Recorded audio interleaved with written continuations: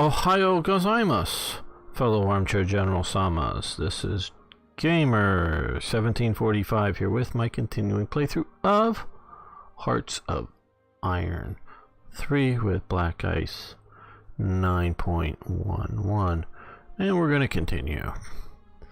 I have added a couple of coastal submarines and a couple more convoys to the building. Now, the Pacific's a big area, and you might think coastal submarines aren't the thing, and I'm a bit concerned about that too, but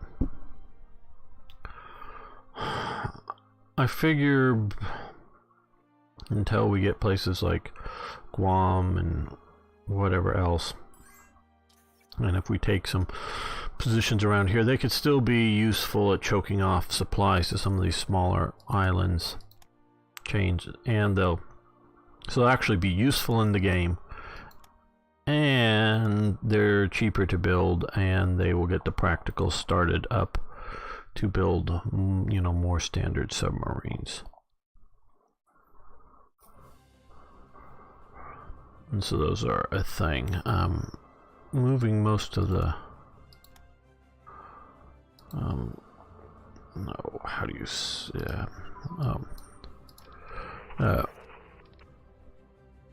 Kwantung army over towards under Tojo. At this time in 37, I don't think he was in charge of the Kwantung army, and I also think at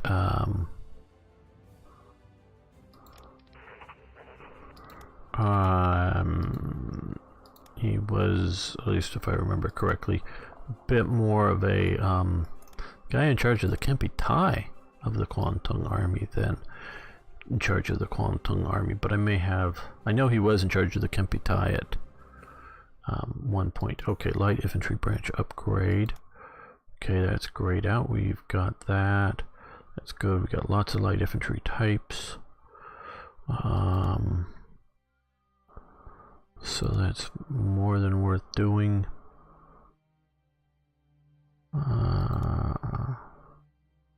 Yeah, let's build better fighters, or improve our fighters, or however you want to say it.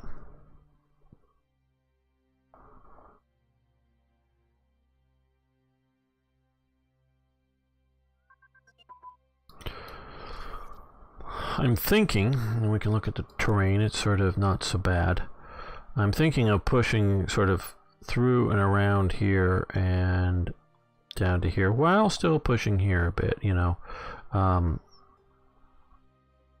see if we can create a big pocket is what I'm looking at maybe doing.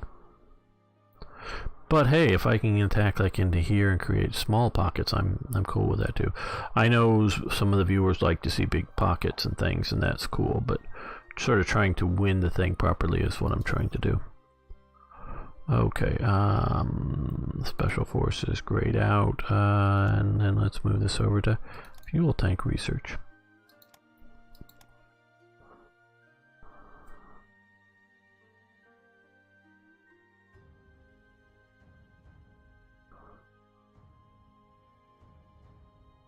I'm thinking, you know, fuel tank, and was the Zero the right type of aircraft for Japan? And fuel tank made me think of self-sealing fuel tanks. The Zero was incredibly long-ranged. Most everyone thought of it as a carrier-based aircraft, and it was capable and often flown from carriers.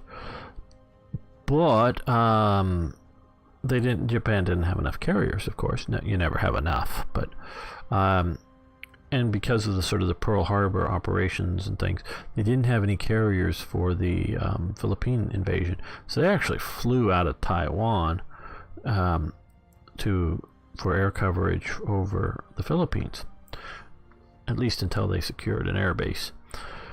And the Americans thought that there were carriers in the area, because you can't do that with, or couldn't do that at the time. Now we're back down to low popularity. Damn. So that really sort of confused them as to where the carriers were, because they saw, you know, what they thought was fairly short-range aircraft that were able to strike.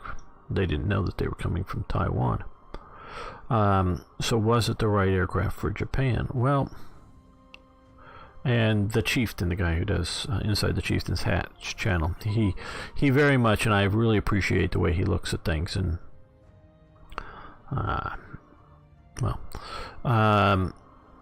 and he you know, thinks the Sherman tank is the best tank of World War II for the Americans.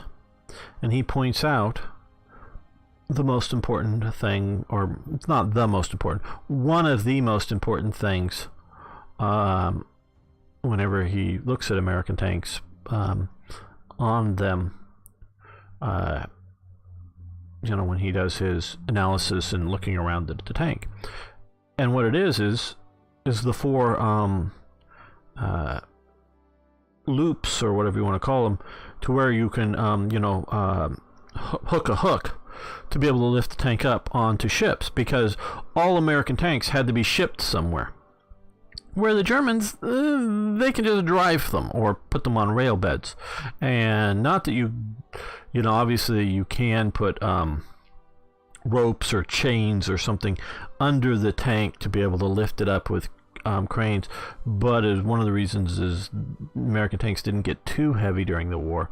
You know, the Pershing at the end was about the heaviest in the field, mostly, I think, for the Americans. Is the how heavy the cranes could readily lift, and not just was there a crane at some major port in Britain, but, you know, onto ships in Britain, you know, get them ashore and whatnot into Europe, and, you know, so you had to be able to move these via shipping ways, so as well as maintain them, you know, have them run well. And so you had to, you know, all the supply, all the, you know, spare parts and everything had to come from America. And they all had to be the same, so you didn't need This is why I finally figured out, and it took me a while, why British tank recovery units are called fitters. Is because they have to fit the parts, and they may still not have to do that today, but they're still called fitters, because they got, oh, we've got a new part, well, it doesn't fit, so they had to fit, meaning like file, grind, other ways, fit the parts to the tank. And this was very much still going on in World War II, because they talk about some British, you know, I don't know whether he was an officer or an NCO, but from, you know, the fitters or whatever, you know, there's another sort of British term for you know, armored recovery type maintenance troops, but walked in, and he didn't click at first, but he realized something was sort of strange. He didn't see something he was used to seeing in mechanic shops, and it's something that you can maybe go into a lot of modern mechanic shops and not see, but something that was common in every British one, and that is a vise. Because you don't need a vise. A vise is unuseful, or is not useful for the Americans, because, oh, this part's broken. Okay, what to do with it?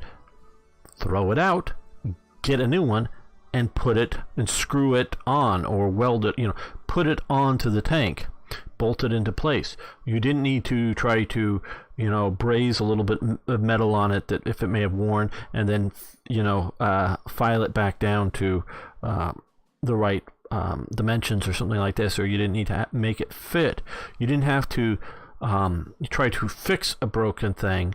You just got a new one, and the new one, no matter what factory it was coming from, and this is one thing that the British didn't have, the tolerances from factory to factory were the same.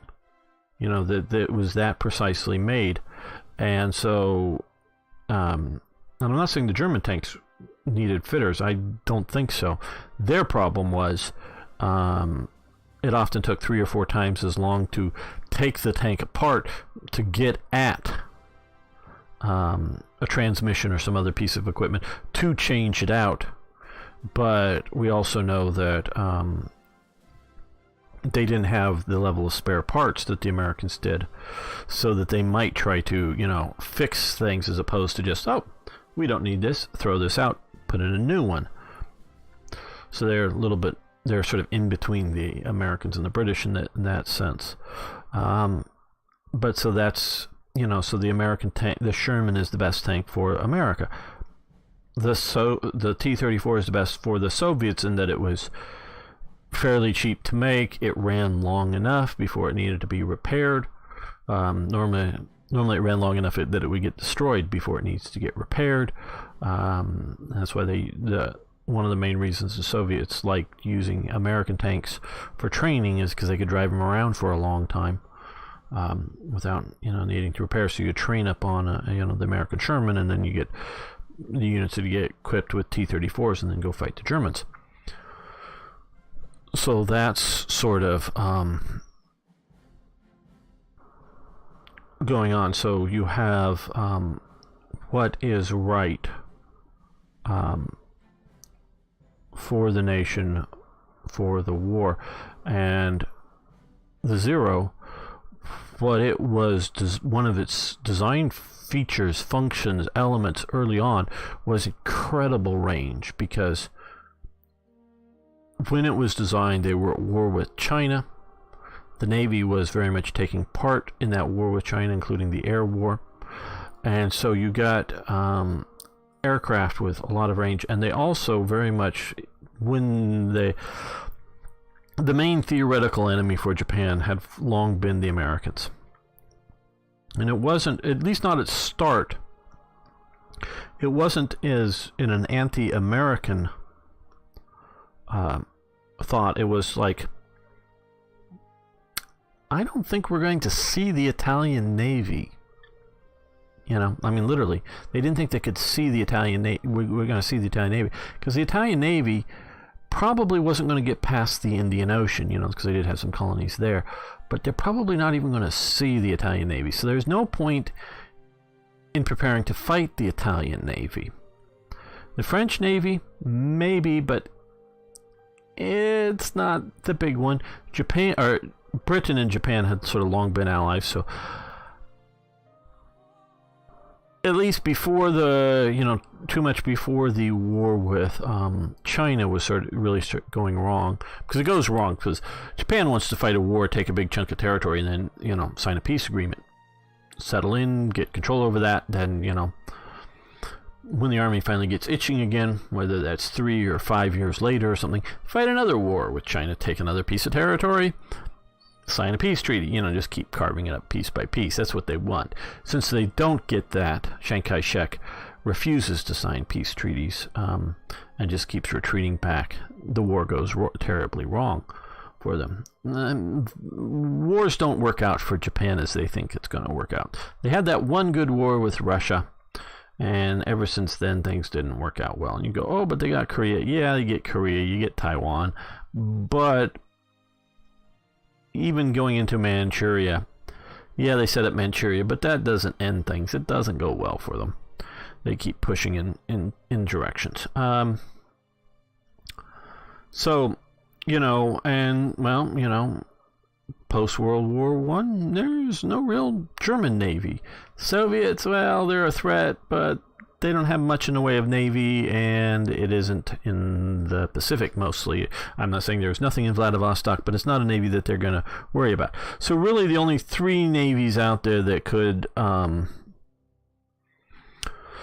be a threat are the British, American, and French navies. And the one that they see that has, not colonies, but actual land mass and be a possible threat is the Americans, because of the Pacific coast. So, you don't worry about, well, how would we fight the Argentinian Navy? And I don't know, but maybe somehow you could go to war with Argentina. Let's just hypothesize here. 3 or 4 Japanese cargo ships are in, Buenos Aires harbor or something. There's a coup, a revolution, or whatever in Argentina, change of government, something like that, and they decide to impound and take those cargo ships. Well, Japan could see that as a war, act of war. Okay, we're now at war with Argentina. They're not planning on conquering Argentina and, owning Buenos Aires, but we're at war because they've taken our ships. We want our ships back, and you're going to pay for doing that in some way or another. So that they'll set up a naval expedition, and they'll figure out how to get there. And they probably did war game, in theory, things like that. But that is not what they're building their Navy to oppose, worrying about, because the Navy has, the main goal is to protect Japan and win a war that's a threat to Japan. The U.S. is seen as the most likely Navy that could do it, but they also sort of kind of see, especially when some of this starts in the 20s, there's not a conflict that is pushing them towards war. Because especially in the 20s, you haven't even gotten Manchukuo yet. They have, Korea and Taiwan. And, during World War I, they're allies. During the conflicts in China, they're allies. So it's not that, they're enemies, but, what if? And America also at this time is, well, who's likely to threaten us in the Pacific? Well, it probably isn't going to be Britain or the French. They might threaten us, the U.S. and the Atlantic, and they do have, particularly with Britain in the 20s, come up with war plans because of Canada and whatnot, that they think that if there is a war with Britain, that's where it's going to be fought. But so but it's probably not going to be much going on in the Pacific, and it's sort of an afterthought. China has a navy, but not much of a navy. Who else is there in sort of the Pacific? Australia, New Zealand. Well, that's sort of Britain, but yeah, they see, okay, well, the biggest threat to our semi-colonial possession, I say semi because it was scheduled to be given up in 45 or 46 or whatever, get its independence at that point, is the Philippines. Okay, and who's the biggest potential threat? It's Japan. Okay, well, Japan is most likely if it's going to go to war, is going to win in the Philippines. They know that. So they have plans to evacuate some of the shipping and get some of the stuff out there, but they are sort of kind of hoping to hold out in Bataan and Corregidor. MacArthur is supposed to hold out there, according to the plans, but he pushes up and attacks north, trying to counterattack, which in and of itself isn't a bad idea, but because he's, I guess, I don't know, either doesn't pay attention well enough or thinks he's going to win, he doesn't move his supplies, including food or ammunition, into the Bataan Peninsula quickly enough and soon enough so lots of it gets captured that they should have been either pre-positioned in, you can't really see it, there's, a big harbor here, and this Bataan Peninsula comes down, let's presume that this way, that the defensive line is here, and then there's sort of Corregidor Island out here, that they were supposed to defend in here. He goes and tries to confront them up there. By the time they're retreating back, they don't have the abilities to shift the supplies into the peninsula to hold out. So that's why they don't hold out so long. Because again, I'm a big believer in firepower, so are the Americans. They had enough troops. Had they had ammunition and had they had food, they could have held out a lot longer. And the whole theory is the fleet that gets sunk in Pearl Harbor is supposed to come, sink the Japanese fleet, and now you've turned the tide. Now you have the Japanese army sitting in the Philippines, whatever was sent there, and it's cut off from its supply source. That's the theory. They knew they couldn't hold the Philippines in total, but it was the idea of hold as long as you can and maybe send in the Navy. If not that, They knew that that might not be the case, and it's War Plan Orange, I believe it is, and it's to basically come across from Hawaii, take a few of these islands in here as basing, as well as eliminate their ability to fly aircraft off of them, and push towards Japan. At some point, Japan meet the Japanese fleet, sink the Japanese fleet, win the war. Doing that again cuts off whatever armies that may be in the Philippines from supply. And then after that, then you are raising U.S. Army divisions, because the U.S. Army hardly existed, and coming back and retake it, because again, the Philippines, I'm pretty sure, and particularly an occupying army, can feed itself. But if it's not getting new machine gun ammo, that's when you land, and they're going to run out of ammo, and whatnot eventually, and you sort of mop them up and again sort of isolate the island. That's the plan.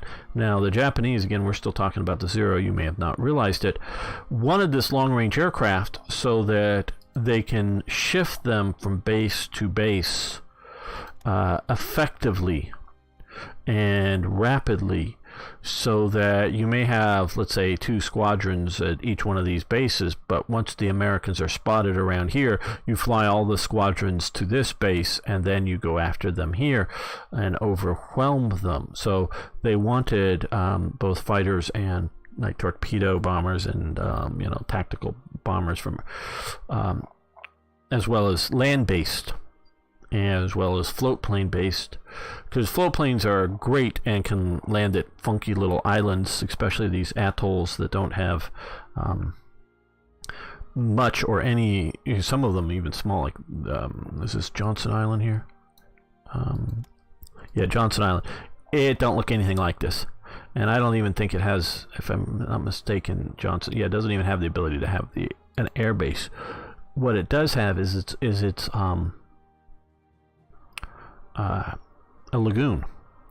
And at least one point, getting ready for the Midway campaign, they wanted to see that the Americans carriers were still at Japan, so they did send some still at Japan, still at Pearl Harbor. They did send some submarines out to just to sort of, not to sink anybody, because they didn't want to let anybody know that they're there, but to watch to see if they can see the American carriers. This is all leading up to Midway, but they were going to fly some float planes from Johnson Island up over Pearl Harbor, just get the radio reports, hopefully get back, but at least get the radio reports and to see that they're in the base. But that's called off because the Americans, even though this is a little uninhabited, basically lagoon here, had enough of a naval presence here that the seaplane tender wasn't able to get here and be here, so that the seaplanes, the float planes, could land,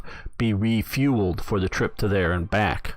They needed to at least get there, and they couldn't otherwise. So this as a seaplane base, yes, it could do it, but you need a tender, and they didn't have Japan. I'm trying to, because they even did sort of have a little bit, but they really didn't have proper long range like the Germans. They ended up not really using them much, but the Germans had, and like part of it starts is some of the German float plane tenders were the pre-war ones used to hang out here, and the float planes would fly out here with passengers, civil passengers, land, find the probably homing frequency or whatever, and sort of knew where it was anyways, find the ship out at sea, land at sea. They'd actually had a ramp at the back that they could pull the seaplane all the way effectively up onto the ship, small ship, and refuel it. Passengers can get out or something if it's a bit rough for a little while, and then once it's calmed down, let the aircraft go out and take off at sea. I don't know if any of the early ones had catapults, but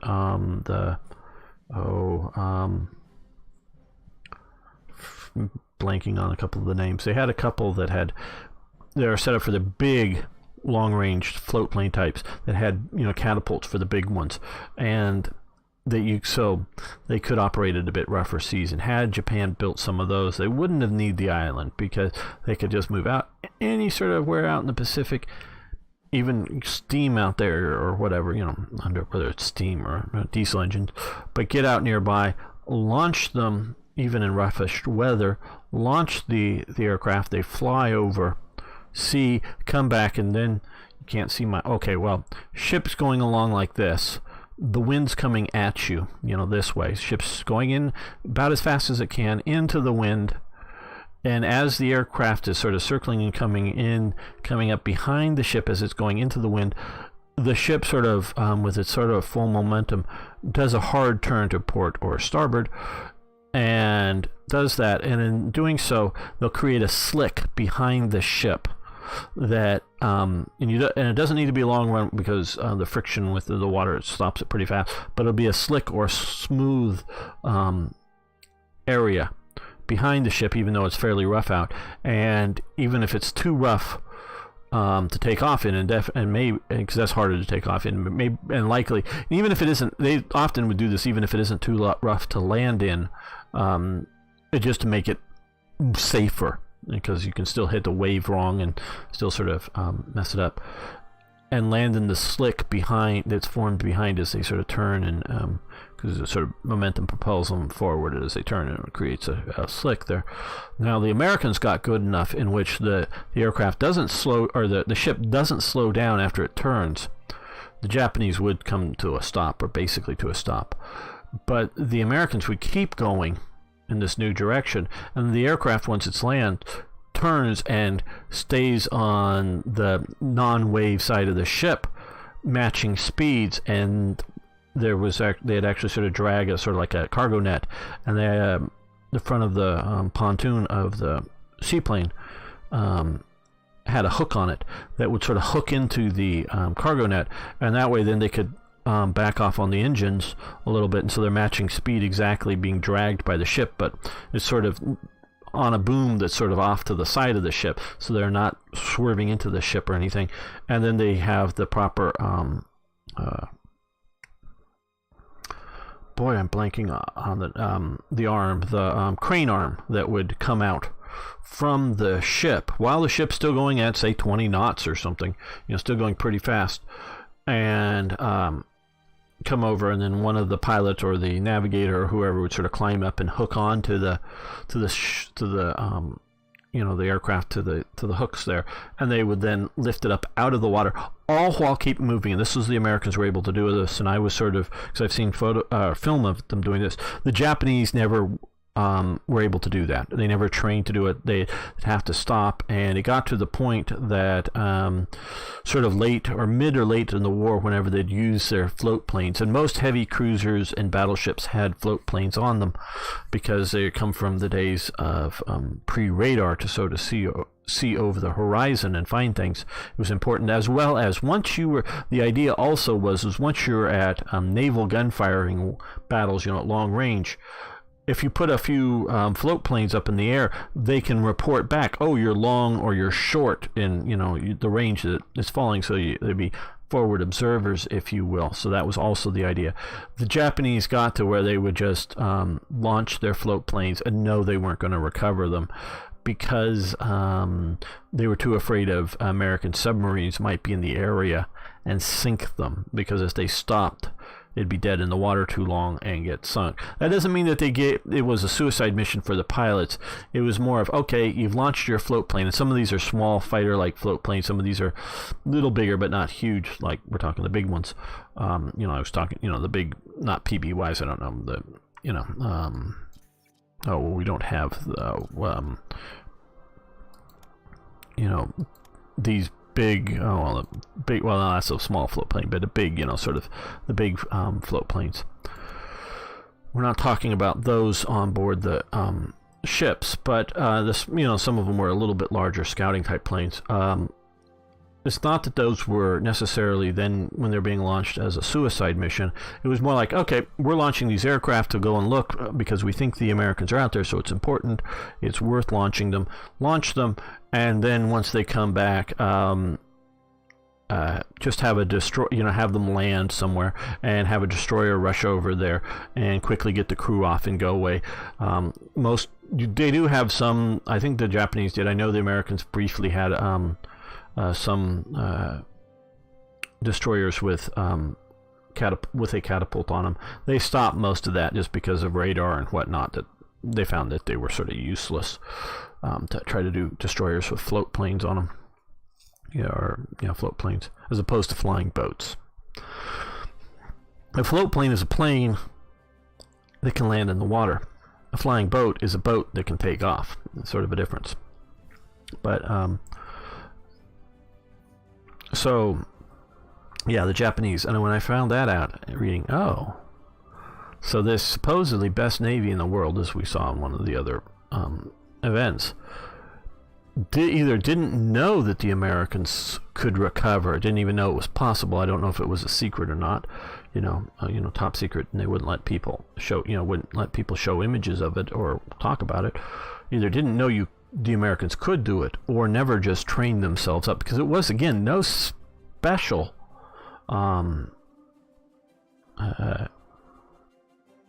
technology to do. I mean, it was a little bit, and they might not have been going full 30 knots or something. That may be just a little too bouncing into the waves, even though you're going, parallel to the wind.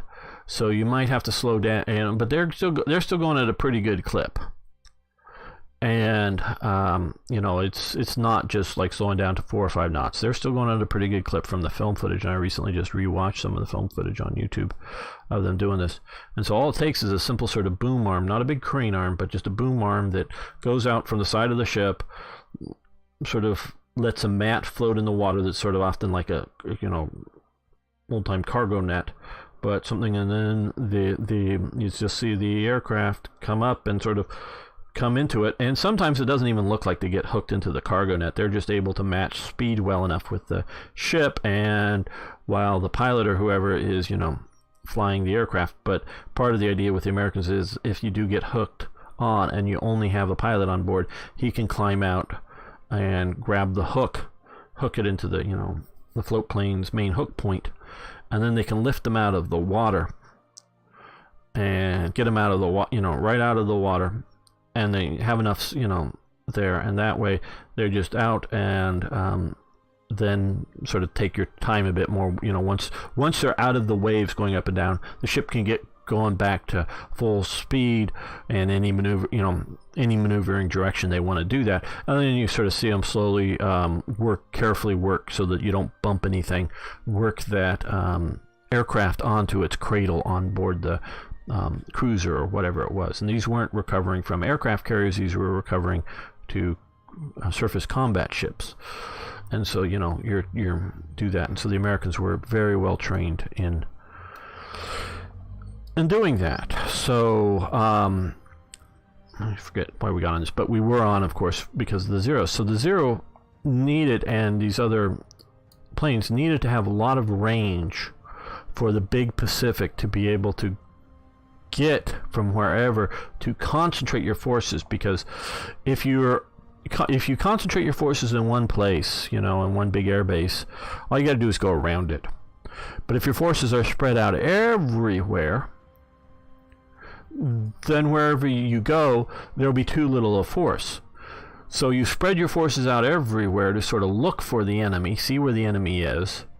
And then once you determine it, because ships go a lot slower than air power, then you concentrate your air power near enough to them, and then you pound them with air power from the land. And that was the Japanese plan, was to do that as they were approaching, and then once they get close enough and they've been whittled down, as well as having sort of waves of submarines out here sort of looking for them as well, and then once they find, report, and then try to sink some of the vessels to weaken the force. And by the time it gets near to the Japanese home waters, then you pounce on them again with more aircraft from the land and the major ships and whatnot, and sink the American fleet. So they both sort of had this Mahanian idea of concentration. Both were sort of, in theory, working for the same battle.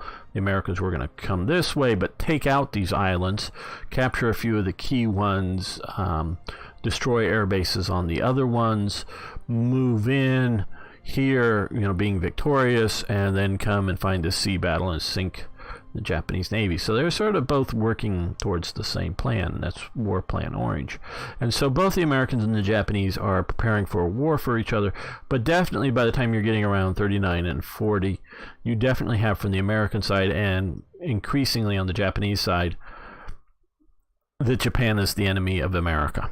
And that's who, you know, for all the anti-war America first movement going on in America to stay out of the European war, the Navy was planning a war with Japan, because that's what they believed that there was going to be fought. They weren't going to start it. The American Navy had no thoughts that, oh, well, because of what Japan is doing in China, we're going to go to war with them. Nope. They just thought that whether it was a direct attack on American assets in like Pearl Harbor, attack on the Philippines, or possibly, I think, as well as coming to the aid of the other colonial powers. Now, France is defeated, and Vichy gives up Indochina without any sort of fight. And if Britain gave up its territories without any fight, you know, I don't think, we're not talking Australia, but coming to the aid of these others, America very well, and even America First types, I don't know if, again, I don't know, I'm not saying it doesn't exist, I don't know of any America First protest signs or anything that are saying no war with Japan, because we had long been doing, you know, economic embargoes with Japan. They weren't worried about, I mean, they weren't trying to keep us out of a war with Japan. Either they didn't think there was going to be a war with Japan, or they thought, oh, they're just the Japanese. If they try anything, we'll smash them. You know, there may have been that sort of, I don't know if it's racism, and there probably, you know, obviously there was racism back then, but I don't know if it's so much of a racist view as opposed to just viewing, and we can talk about, I know we will a little bit more, viewing Japan as weak. And I think it's more of that. And that's going on with Japan, that they're just viewing Japan not as dangerous as like Germany is dangerous, or the, you know, whatever may be dangerous in Europe. Is, oh, it's just the Japanese. We can defeat them if they ever act up enough to cause a war.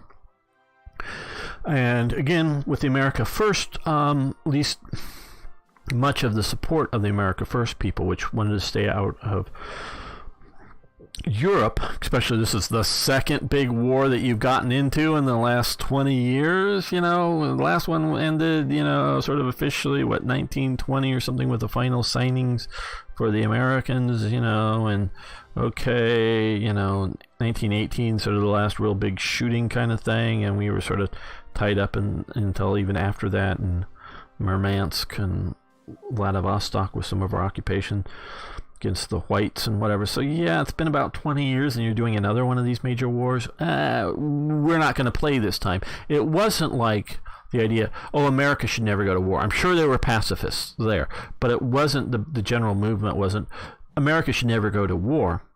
It's just America shouldn't jump into another European war. If somebody were to attack us, yeah, we go. And maybe, yeah, if you're, you know, attacking Japan, Australia or New Zealand, and America doesn't talk about it a lot, but sees a kindred spirit down here, and that these are primarily, at least as they see them, not as mostly in Australia, but there's a lot more New Zealand, but what's the Maori, Maoris living in New Zealand, but they see these as predominantly white, predominantly, and maybe even more important, predominantly Anglo colonists, sort of like themselves, that have built a new world out here and don't want to see major powers pick on them. And there is a fair amount of that and going on. So a long time to get around it. Well, let's clean this up here. Okay. German submarine classes advanced. Very good. Are we still researching that? No, good. That's grayed out. And of course, we are in low popularity, so we've lost this. Okay, reconstruct the high IE. High? Because high E. Okay, battle cruiser High E's four sister ship have all been extensively modernized. However, the IE was converted into a training vessel to comply with the Washington Naval Treaty. The Emperor has decided the treaty to be null and void. If we rebuild the high shield, will become equal to the other Congo-class battle cruisers, which will cost us 5 ICs for about, or 1.5 ICs for about 2 years. Remove brigade. Yeah, we'll do that. Okay. Hopefully that we'll put that up top there. Hopefully that won't get more expensive than that, and may take a while to get done, but yeah, 1.5 ICs, that isn't much. It's still costing us, yes, but not much. And not like another battlecruiser would cost us. I'm thinking of in 38 to start building some more carriers. So I want to get fighters and some various bomber types going for the war with China. Getting convoys just so that we have enough in case we go to war. We can take some losses without being too strangled. Obviously, if we go to war, we're going to be very concerned about, you know, around the world type long supply lines, so those will disappear, and even a lot of stuff, well, stuff going through the Panama Canal will probably end, and we'll see how long we can do these without losses. Oh, somebody stole our blueprints, though we do have some counter-espionage. We're trying to steal some from their blueprints or manuals from Germany. Ah, we're starting to, okay.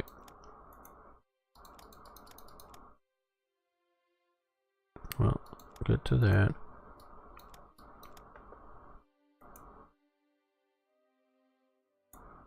Get a little bit more because we actually want to bring it down. Don't like it up there. Bring that down to 0.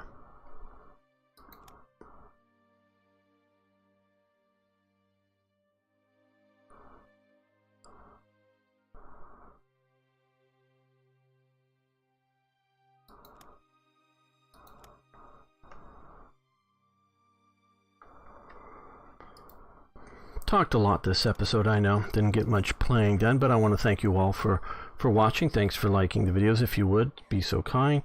And, of course, if you haven't already, please subscribe to the channel and post questions, comments, questions, corrections. Love hearing from you. See you next time for more Hearts of Iron.